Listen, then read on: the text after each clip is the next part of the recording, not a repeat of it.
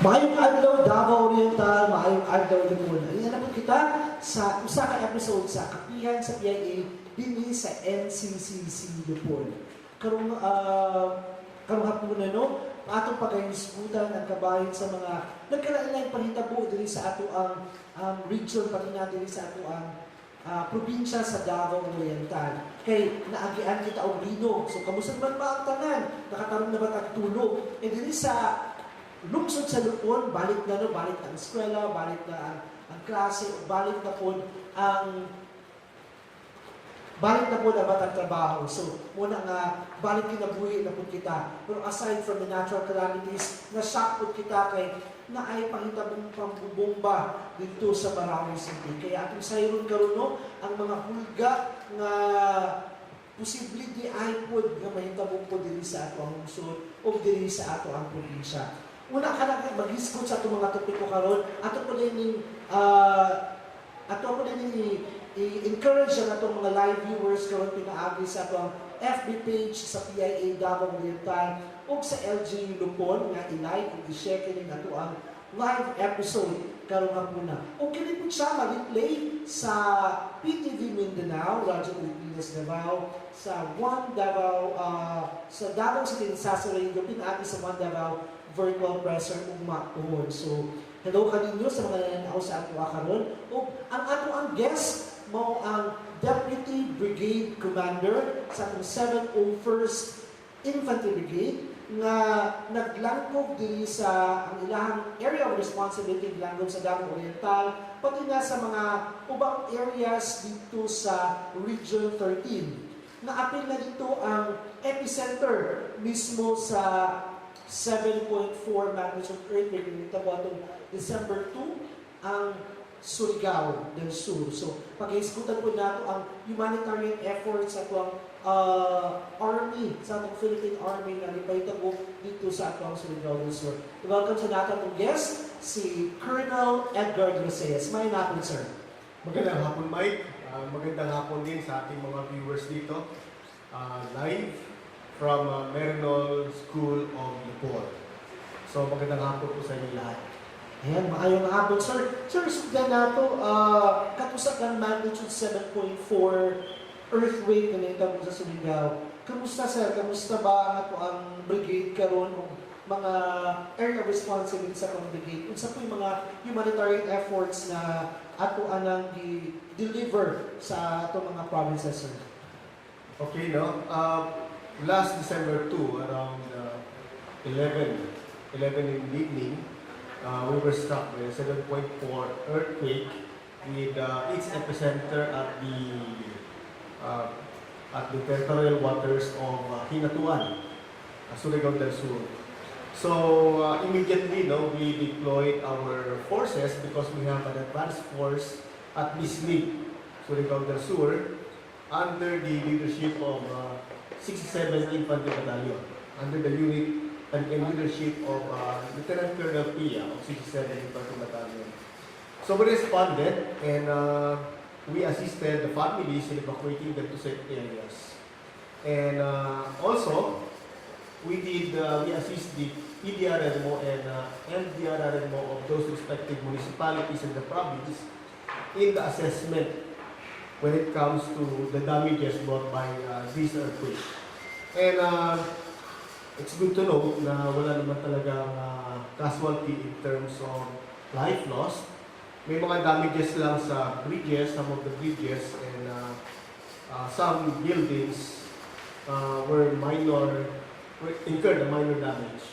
So, though malakas yung earthquake, hindi naman siya nag-create ng ganong kalaking pinsala. Yes, and thank God for that. No, dili ingon anak ka grabe ang damages nga na-incur. Dili sa Davao Oriental, sir, napod ba'y napansin ng mga damages ang atong kuan? Wala namang mabigat na damages dito sa Davao Oriental. Of course, no, there were cracks sa mga buildings, expected yun because of the earthquake. No? Pero walang mabigat na damages.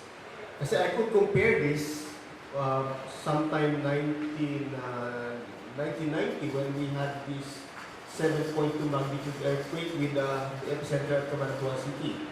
I was in Baguio City at that time. So nakita ko yung bumagsak ng mga buildings, nawalan ng tubig, Baguio City was isolated then, so maraming life loss. So ito 7.4 and we are really fortunate and lucky. And we are blessed na walang life loss. Yes, no. Modyo na ako lang itong pag-ampong na. Although na sa Oman province na ay namatay at na ay mga na-injured, pero pasalamat kita din sa pagpiginsya, wala ko kinahintabo. Sir, with regards sa kataputang man-made na disaster na hitabo po, following days after atong sa natural disaster, katong pagpamumba sa Marawi.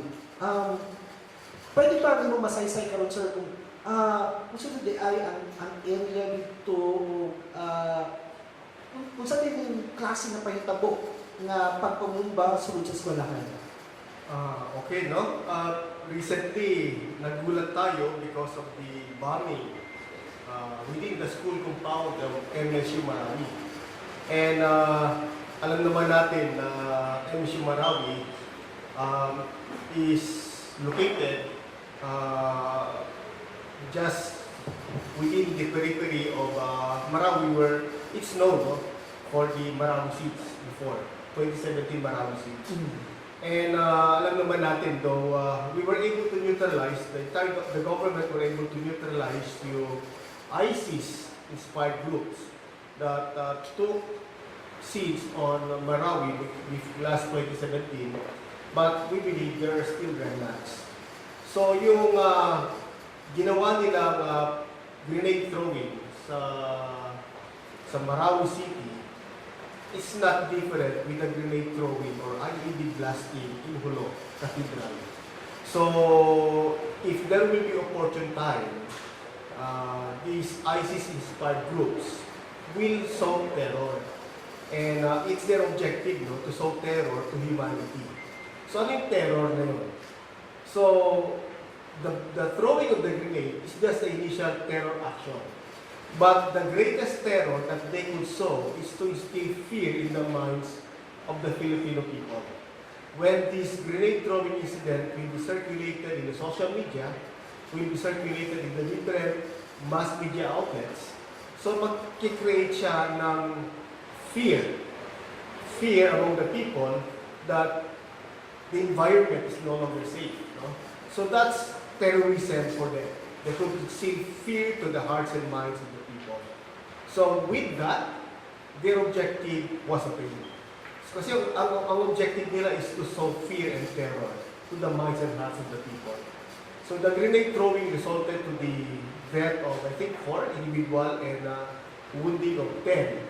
But, the greatest achievement that they accomplished was the fear in the hearts and minds of the Filipino people. So, there are really these kinds of incidents that happen. Hindi lamang po sa MSU Marawi, but it happened in areas where predominantly, may mga personalities who were recruited by this ISIS-inspired group, or we call it the Dawla Islamiyah group. So that's why the military and the PLP are very proactive enough to identify, to locate, and to know all the plans and actions of these groups. So talagang inaalam natin, minamanmanan natin. So, sino yung minamanmanan natin? So, ang mamanmanan mo is the entire population. Sabihin mo, there are Muslim groups in one locality. But hindi dapat natin sila ibabrano. And lahat naman tayo wanted to have peace. So that's why we really have to exert so much effort by soliciting the assistance of the entire population, sa ating lahat. Now, we should be very vigilant. If there are unusual things that we can see around, please share it with the uniformed services, sa ating security forces, sa ating LGU. Because our LGU are very active and they're very passionate dito in instilling peace. Kasi we have achieved a certain level of peace in Davao Oriental. That's why this was declared insurgency free. So we really have to sustain this. And now, terrorism is coming back in the forefront, but not here. But you know, the fear expanded and it reached Davao Oriental. So right now, I'm really encouraging us to be vigilant. It's not the local government's concern, it's not the military's concern, it's not the national police concern, but it should be all our concern. So pagtulong-tulungan po natin.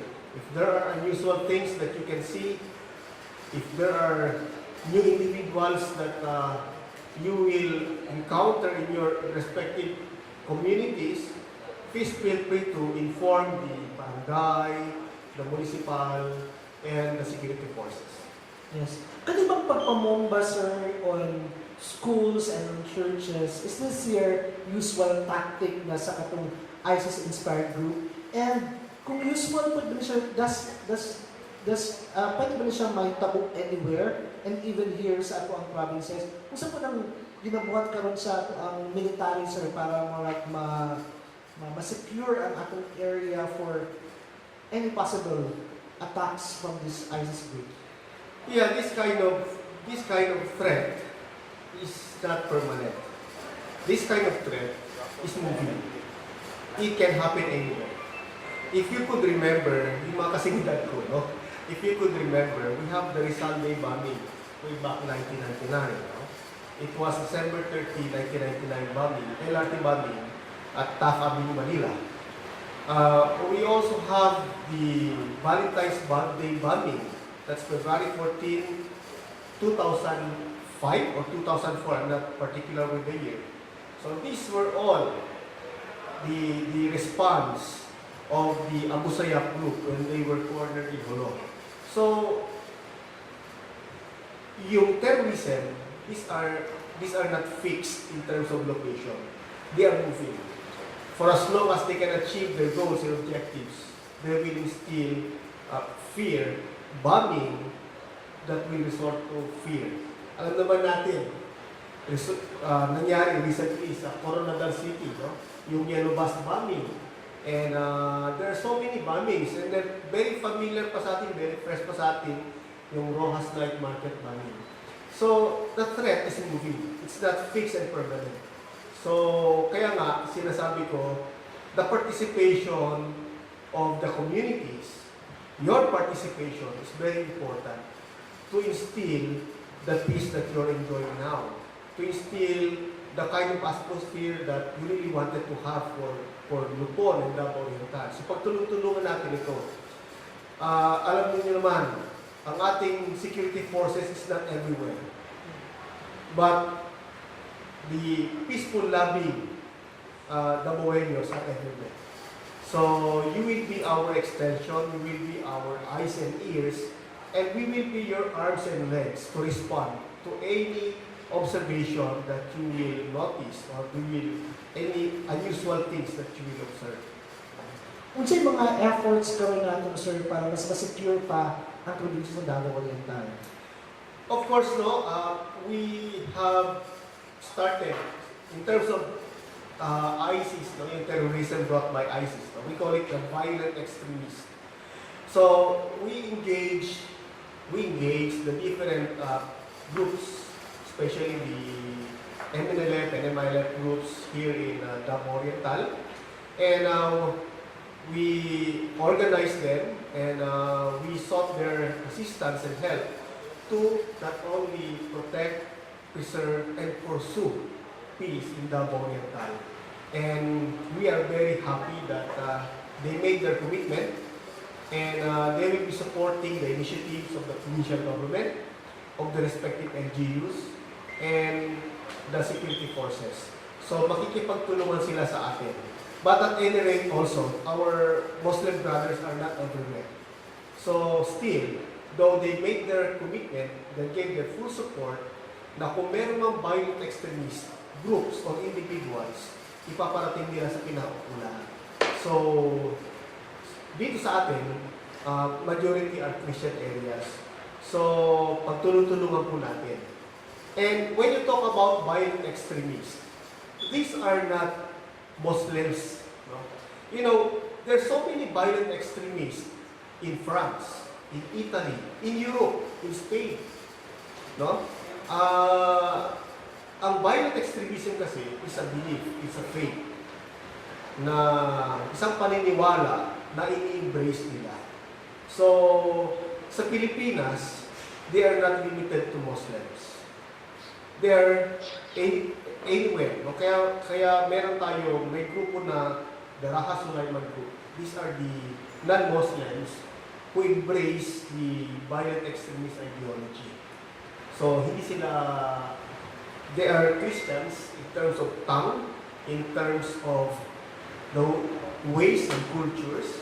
So, hindi mo basta-basta malalaman. So, paano mo ma-identify kung sila ay violent extremists? So, if they act differently, if they speak differently. Ano ba yung speak differently? They talk about different ideologies that espouses terror and fear. Act differently, sir, meaning? They are not usual. No? Kasi malalaman mo yung taong may planong hindi mabuti. Kasi una, laging umiiwas sa populated area, nagtatago, and they don't socialize. No? So, ito pa lang, and pinaka-importante, bagong mukha sa komunidad. Especially, bagong mukha siya, wala siyang kamag-anak, walang nagbabote sa kanila. So, you really have to inform the barangay officials immediately. Yes. Murag, lisod-lisod po siguro ng bagong mukha, sir, no? Kay, labo na karon holiday season, each municipality has their own programs na ato yung mga events, especially during night time. And ay mga lighting of trees or mga Christmas trees all around it.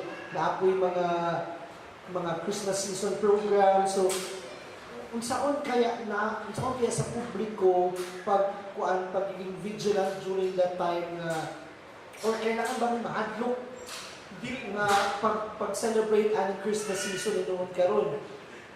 So, alam nyo, yung nangyaring grenade throwing sa Marami creates paranoia. Yes. Pag sumakay ka sa paranoia na yun, we were terrorized. So, these are isolated cases. And I think dito sa Davao Oriental, we are very vigilant. No?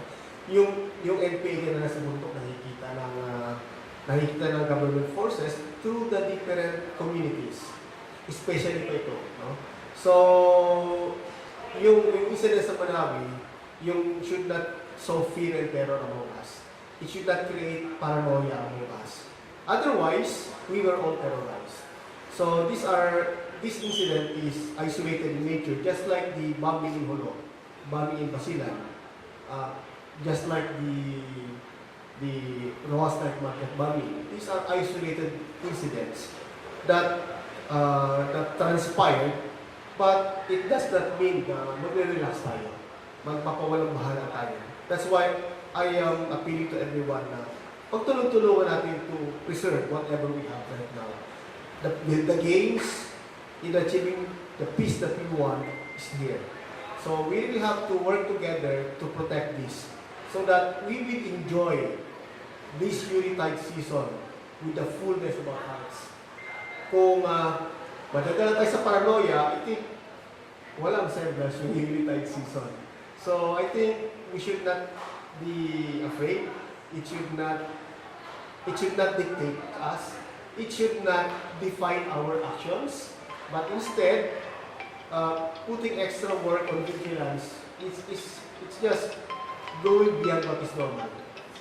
Yes. Sir, before na ako before na ako yatag sa mga campus journalists ang time to ask questions sa imuha, ako sa sunod pasadahan daan, sir, kung sa ba ito mga statement efforts karon on ending the local communist armed conflicts kay na-mention naman ni mo kanina nga nakatay dialogue also with our friends from the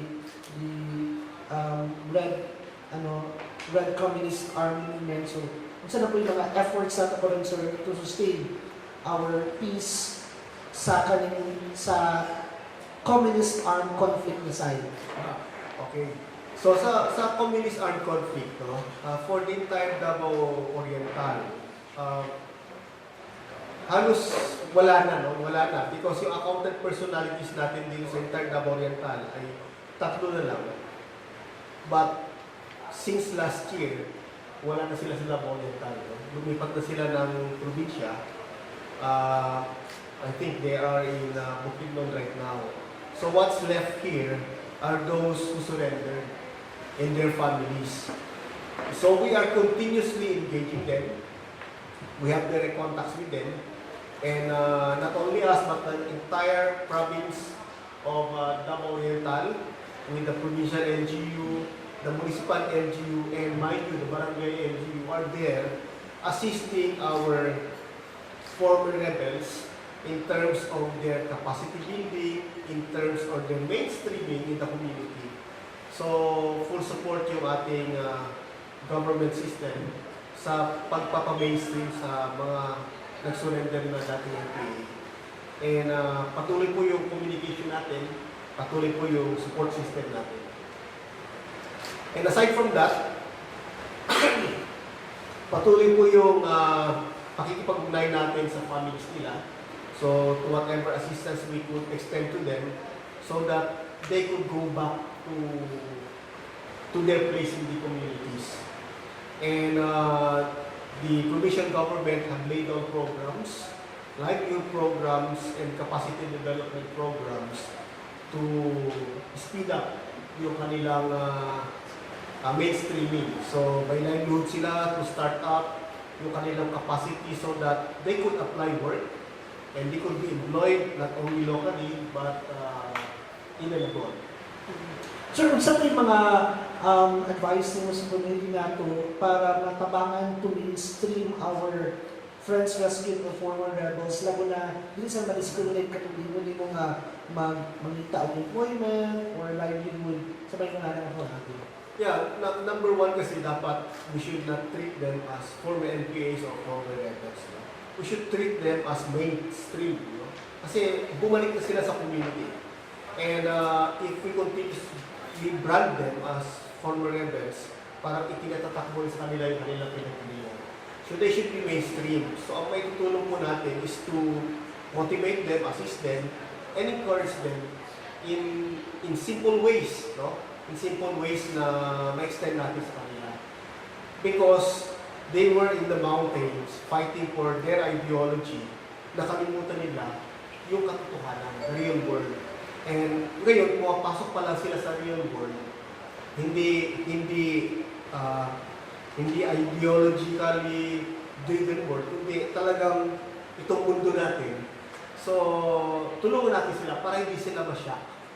Alam mo naman, kapag bago ka, normally, nagkakaroon ng different responses. Pag nabigla ka, umaalis ka, nagtatago ka. So, we have to assist them para makarecover sila.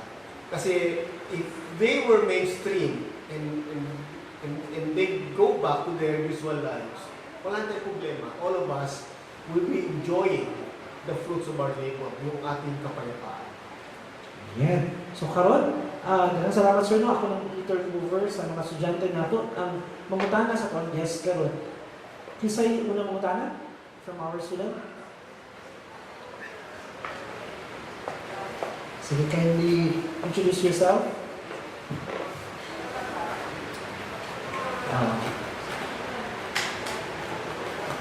Good afternoon po. Good afternoon. I am Ashira Colleen Abayan from Marinal School of Lupon. So here is my question. We noticed that there are checkpoints in the places in Davao Oriental in which we assume that it is there for our security. However, we also noticed that the assigned personnel will just take a peek inside our vehicles in which we thought that the security is loose. What can you say about this po? Can you repeat the question again? There are checkpoints in Davao Oriental po. And then, if mag-agi man gud mi po, mapansin na mo na, muli-li lang sila sa among vehicles. Tapos makaingon mi, nga, brag loose man ang security. What if naadi ay mga ang mga weapons sa ilalim sa amo ang car. That's why kay muli lang man sila, tanaw lang, which we thought na lose daw ang security. So what can you say about this po? Kung sa today's standard, sir, when it comes to checkpoints? When it comes to checkpoint, no, ang una is roll down windows, and then they will inspect. So hanggang doon lang actually, no? Otherwise, you will be violating the law. So pag pinabuksan yung club compartment, the should not open the club compartment. That's why they are requesting the owner of the vehicle. Pwede ba buksan mo? But the owner of the vehicle has the right to refuse. So ngayon, sabi mo, very loose, how can you identify kung siya ay lawless element? Magaling ang sundalo dyan. Kapag ka nag-roll down window, may signature yung mga lawless element in terms of their facial expression, in terms of their gestures, in terms of the arrangement ng mga nakalagay sa loob ng sasakyan nila. There are unusual. Pag unusual yun, kita nila, may tamang hinala sila, they will request the vehicle to pull over side. And they will request the owners to step out of the vehicle. So, pag suspetsya lang, no? Kasi alam mo kung may dala kang shampoo, normally namumutla yung driver or any on the passenger namumutla. Kung may dalang baril, mamumutla yan. Very uneasy sila, no? So, yun, doon pa lang natin gagawin. Kasi pwedeng, ang principle dyan is yung citizen's arrest. So, pero kung pag-roll down ng window, buksan mo yung compartment na yun, it's a violation of the rights. No? So, did I answer your question? Yes po, thank you po. Yes. Sila na po makulong. Sila ang atong mga personal na natin ang mag-utingkay sa vehicle without the permission of the vehicle owner. Yes, next question.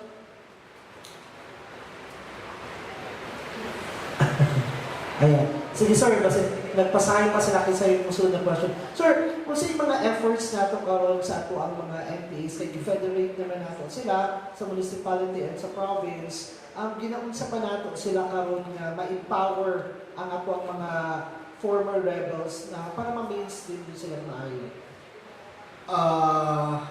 The reason, no, yung ating mga former rebels dito sa Davao Oriental, we organize them by municipality and we federated them sa province. The objective is not only capacitate them, but to empower them and give them the right voice. Kasi kung hindi mo sila i-federate, they will be speaking on their own. But now, they will be speaking in behalf of their organization. So, ang dami nila, binigyan mo sila na singularity in terms of voice. So, you gave them the power. You gave them the right voice and, you know, bigyan mo sila ng tamang lakas. So, they can represent their issues and concerns with strength. May by emphasis. So, ang kagandahan naman on the government side, they are intact, they are one with us in pursuing the peace. Andyan sila, andyan yung commitment nila. Actually, sila yung dahilan kung bakit naging peaceful tayo. Ano itong mga former rebels? Mga former rebels. Sila yun ang nag-effort. The security forces are there to respond. Kamusta naman, sir, ano itong mga livelihood na gihatag sa government sa ilaha? Right now, progressing. No? Progressing. Ang challenge lang kasi, no? Some of our former rebels are elementary graduates. Some are not even elementary graduates. No? And then, nag-start sila ng livelihood that will entail them to do the bookkeeping, that will entail them to do the inventory. So, it's really a challenge. But, you know, they're moving forward. No? Kasi, nung pinapasya lang mo sila, sabi nila, Sir, hindi namin alam. Ang yabang-yabang namin na dami namin paninda. Pero nung pinaturuan nyo kami ng how to do the inventory and how to do the bookkeeping, na-realize namin, after 1.5 years, wala pala kami kinita. So right now, they're happy kasi they're getting forward. They're getting there. No? Maganda, binibigyan nila ng halaga yung support ang binigay sa kanila ng local government at ng national government. Ayan. Sige. Question? Good afternoon, sir. I'm Harrison Saxigan from Maranal School of Lupon, and this is my question. May I know the current level of risk when it comes to the terrorism sa Davao Oriental, and what are the actions ang mga ginabuhat sa armed forces to neutralize those threats, or sa mga countermeasures na ginabuhat sa armed forces? Thank you for that very good question. No? So, violent extremism in Davao Oriental, I say na it's not a major concern. No? It's not a major concern because we initiated dialogues with the different groups here in Davao Oriental. And wala naman sila napapansin. Alam nyo, ang very critical kasi dito, when it comes to violent extremism, lagi sinasabi ko sa kanila na ang bantayan natin yung kabataan. Because they do the recruitment via social media. Paano yun? So, magpo-post ng isang issue. Example lang, this is not true, fictitious ko lang to. Example, magpo-post sila. The effort of the Israeli government in addressing the Hamas group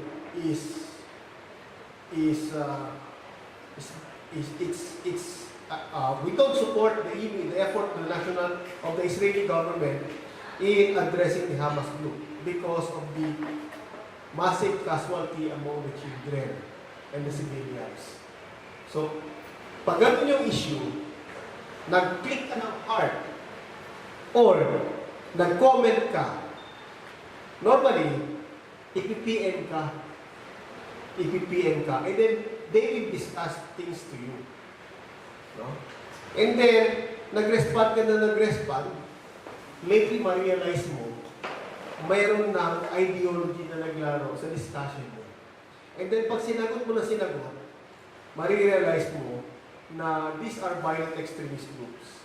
But magugulat ka kung minsan, na-identify ka nila kung sino ka. May ilalapit na sa'yo. No? So, marirecruit ka. Ganon yung recruitment nila. So, that's why, sometimes, it's borderless. Because it's via social media. Kaya we are appealing to the youth na we should be very vigilant. Kapag kami mga issues na ganito sa social media, let it pass, let it through. Wala namang mawawala. Kasi kung minsan, akala natin, nakakapag-express tayo ng ideas natin, well, tama yun, makapag-express ka ng idea. But if you go deeper, ma-realize mo, somebody's pulling you on the side. So, iwas tayo. Sa mga kinakausap namin dito, wala. Walang threat on violent extremism. But again, it's borderless via social media. That's why we are appealing to everybody, especially to the youth. Bakit kabataan? Kasi adventurous ang kabataan. No? I was once like you, naging adventurous din ako. Pero mabuti rin lang, ito yung adventurism na pinuntahan ko, yung pagiging sundalo. So, again, the threat to violent extremism in Davao Oriental is nil, very, very nil. But we cannot discount the fact that there will be recruitment because borderless ang recruitment nila. Okay. Thank you, sir. Next question. Good afternoon, everyone. I am Jenny G. Buenaflor, a campus journalist from Maranal School of Lupon Incorporated. So my question goes like this. As Sir Reyes said, that militaries are very proactive to identify, locate, and to know the plans and actions of the terrorist group. Can you share some recent successes of the Philippine militaries in its anti-bombing operations? Bombing occurs at a time that you don't expect. No? Kasi pagka-expected mo yun, hindi mangyayari yun. That's why yung proactiveness natin is we have a lot of checkpoints within the boundary time. So, it's a deterrent. No? And pangalawa, the Philippine National Police have also their checkpoints, and they have mobile checkpoints which they set up at any place, at any time, depending on the arrival of information. So kung may information na may magta-transport or may threat group na papasok or whatever, it's the PNP and the military who will respond and conduct checkpoints anywhere. No, may mobile checkpoints tayo. So that's how proactive we are.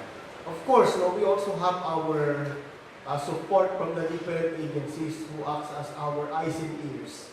So nakikipagtulungan tayo, hindi lang sa security forces, but the different government agencies within Davao Oriental. That's proactiveness that we are doing. So, mas maganda pa kung dagdagan pa ninyo. So, yung proactiveness natin. So, lahat talaga ginagawa natin para ma-enjoy talaga natin yung peaceful environment. Salamat, sir. Salamat sa nag-ask question. Sir, una na ako pa ihatag sa next mag-ask question. Sir, pwede ba nato palaluman kung gusto di ay motive sa usa ka ISIS-inspired group? Di ba, kung gusto kita mga NPA, mga naman sa ideology nga lang din, they are fighting for, but what fuels this violent extremists to do their terrorist acts? The violent extremist groups are not based on ideology, but it's based on religious belief. So, they are extreme Islamic religion. So, if Islamic religion is at the center, they are at the extreme. Kaya nga, even the Muslims na-atake nila, no? Those who will not subscribe to their extremist belief, kalaban nila. So, ano ba yung extremist belief nila? They believe that they should have a caliphate. No? It's yung bansa na ang nagpapatakbo ay yung kanilang paniniwala at pananampalataya. No? Na lahat ng marumi ay hindi maganda. Even the fellow Muslims, they call it infidels. Ibig sabihin, marumi lahi. So, pag infidel ka, kalaban ka rin nila. So, yun yung paniniwala nila na pure breed, pure belief, pure faith sila. So, kaya they wanted to have that kind of environment. So, yung pagsusow ng terror is just one of their objectives. They have to sow terror sa kaaway na uri, sa kaaway na paniniwala. Okay. So, paano ba nangyayari yan? No? They have the ISIS. Ano bang ISIS? Islamic State of Iraq and Syria. So, nangyari yan nung nabuwag yung tinatawag na Al-Qaeda ni Bin Laden. Nung napatay si Bin Laden at inatake yung Syria and Iraq, yung mga extremist doon, mga extremist. By the way, yung extremist na yan ay hindi pinanganak ngayon. Noong unang panahon pa yan. Noong 10th century. As early as 9th or 10th century meron na yan. No? Matanda na yung paniniwala na yan. Iilan yan sila nasa Middle East. So, tuloy-tuloy sila hanggang ngayon. Tuloy-tuloy yung paniniwala na yan na they seek purity in terms of kanilang paniniwala. So, ang ginagawa lang nila is to sow terror. The ISIS, the Islamic State of Iraq and Syria, abroad, no, is naghanap sila ng extension group nila sa Southeast Asia. And sa Pilipinas, meron sila natatak dito. No, yung Abu Sayyaf, the Maute, the different Dawla Islamiyah groups in Maguindanao and Sulu. So, binibigyan nila yan ng pondo. Paano sila magbigay ng pondo? Magpakita ko muna na may activity ka para popondohan kita. ano activity ang kailangan nilang gawin? Yung makakarating sa ISIS, bani. Mag-sow ng terror. Paputok ng IED, paputok ng bomba, mass casualty. Malaki ang pera na naba sa kanila from the ISIS International. Kaya yun, yung pagbababing nila is one way of getting financial support from abroad. So, kaya nga mahigpit yung ating national government when it comes to money laundering. So, napipigilan yan. But still, no, there still is small groups. Kukunti na lang ito. Kukunti na lang. That's why pagtulong-tulungan natin. So, yun yung konsepto ng ISIS-inspired group. Yung mga small groups dito sa Pilipinas who subscribe, who goes with the belief of the ISIS and who gave their allegiance to ISIS so that they can receive financial support from ISIS. So, ibig sabihin, nag-i-exist sila dito para kumita ng pera. But they are not local extortionists. They might not be, or they might be, I don't know. But they gave their allegiance to ISIS para makahingi sila ng pondo. That's the truth about it. So, kaya, para pondohan sila, they have to have activities. So, yun yung nature nun. So, dito sa Davao Oriental, when we engage the different communities dito, wala naman tayong napapansin at wala silang sinasabi. So, kaya again, violent extremism in Davao Oriental is very, very new. Maliit na maliit ang chances kung meron dito. Kung meron man, these are just a few who might be, no, nakukuha sa social media. Sige, next question.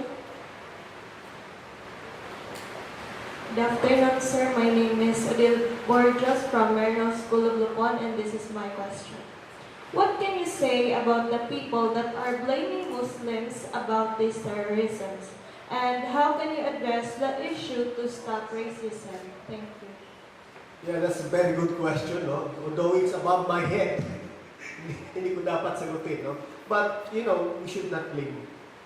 We should not blame our Muslim brothers. Katulad nila tayo. We also want to have a peaceful environment and a peaceful community. So, the extremists are not Islam. Kaya nga extremist sila eh.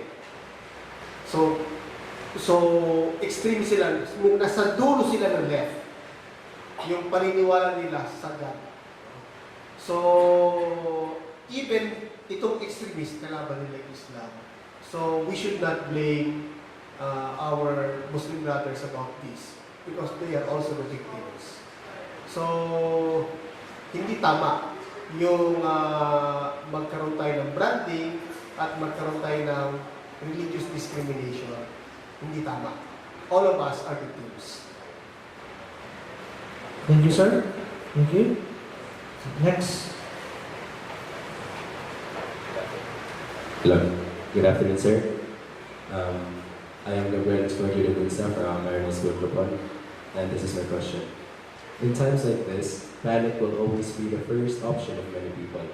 Fearing the approach of Christmas and its big celebration, how can you make people stay calm and assure that they're secure and safe? Thank you. They're secured and safe. Secure. They are secure and safe. How can we assure the public, sir, lalo na karon sa Christmas season, that they are secure and safe here in Davao Oriental? Well, I believe we are all secure and safe. No? So, every holiday season naman, your security forces are very active. Andyan kami lagi. So, we will ensure that everybody should enjoy the beauty of this Yuletide season. So, we should not be, we should not be terrorized by the rumors or by the perception that plays in our mind. So, again, it's an isolated case. It should not bother us. It should not control us. nor it should not define our actions. Yes, kay bago lang kayo, di ba, nagbalik ang sigla sa ato ang mga Christmas holiday kay like 2022 medyo medyo hilom-hilom pa ang ato ang mga activities during Christmas season. Pero kung 2023, ubay-ubay na ang mga tourism activities dito sa pangprobinsya. So, di siguro tato kailangan mga pugnan ni sa ato ang mga kahadlok o sa kuan nga mag-enjoy kita sa Christmas season. Yes, yes. Sige, next question. Ayan, wala sa mga matanan coming from our mga campus journalists from Marion School of Lupon. Sir, dili sa ako ang dili sa akong area of responsibility labo na dili sa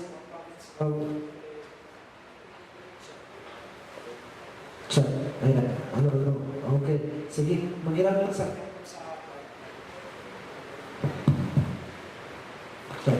okay. Sige, dili sa pang probinsya sa Davao Oriental, sir, unsa pa yung mga ginahimo natong efforts aron na mas mapalagnak, mapa-aware ang atong katawhan about violent extremism? We initiated our engagements, no? But anyway, pupunta kami, mamasyal tayo sa iba't ibang schools, and we will request for audience na magkaroon tayo ng symposium or an information drive about this to inform our youth sector students about violent extremism. We will work this out with the different schools. Yes, and hopefully no sa katong mga nananakot sa to, i-share po nila kay para katong medyo daghan og nakurata na kita sa lindol, nakurata na punta sa bombing, nagsagol-sagol na ang atong mga emotions inside, na nato ma-enjoy ang atong Christmas season. Pero, sir, mga dugang pa ng paghimangno sa atong audience with regard sa violent extremism. So, maulan to, no? Though violent extremism in Davao Oriental is very nil, sana maliit yung chance. But again, I am requesting everybody to please help us if there are things that you observe, if there are new faces that napapansin nyo sa inyong community and who are doing, alam niyo na, kakaiba, please inform us, please inform the barangay LGU, the municipal LGU, or the provincial LGU. If not, your security forces, nandiyan lang ang ating PNP at ang ating Philippine Army. Sir, on the social media site, sir, asa po silang FB page mo dangop if in case na ako yung mag-approach sila on social media?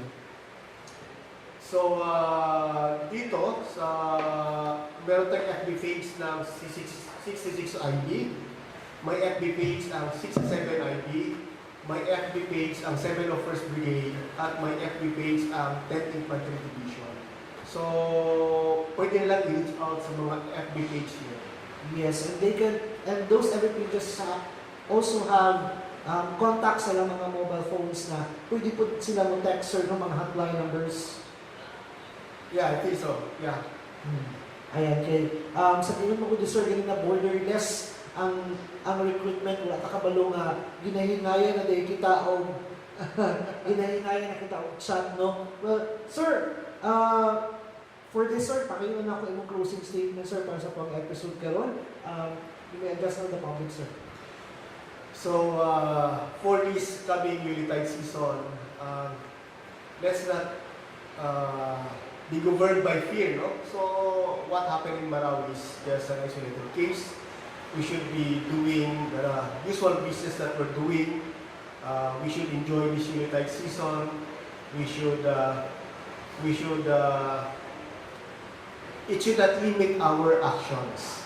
So, ang request na namin, tulungan nyo kami as much as you wanted to enjoy the peacefulness of this Yuletide season. Yun din po ang gusto namin. Na ma-enjoy natin lahat yung katahimikan at kapayapaan itong season ng Kapaskuhan. Kaya, kung meron man kayong napapansin, ibahagi niyo po sa amin at handa-handa kami mag-respond sa anumang kinakailangan namin gawin.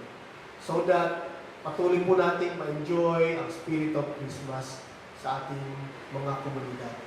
So, again, in behalf of the 701st Brigade, in behalf of the 66th Infantry Battalion, in behalf of the 67th Infantry Battalion, and in behalf of the 10th Infantry Division, in advance. So, we greet you a Merry Christmas and a Happy New Year.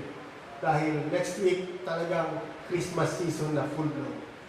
Daghang salamat, sir. Again, daghang salamat, Colonel Edgar Del Sayas, the Deputy Brigade Commander of the 701st Infantry Brigade. Napuli announcement ang atong local government unit of Lupon. They are inviting everyone to be here sa opening sa Sinag Lambok Year 2 with the theme Illuminating Lights. So na ay ceremonial lighting sa mga Christmas tree nga nag-appeal sa competition and Christmas tree sa ato ang LGU on December 11, 2023 at 7 p.m.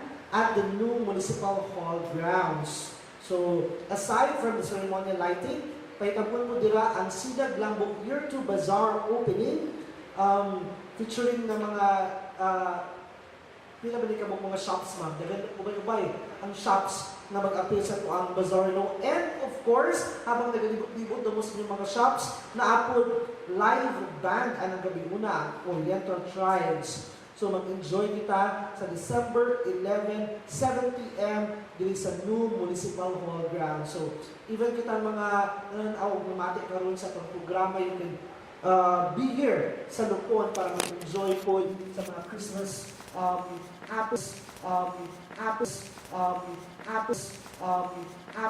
within our provinces also. Just check out their everything about LGUs na sa mga programa sa mga local government communities po natin when it comes sa ang Christmas season.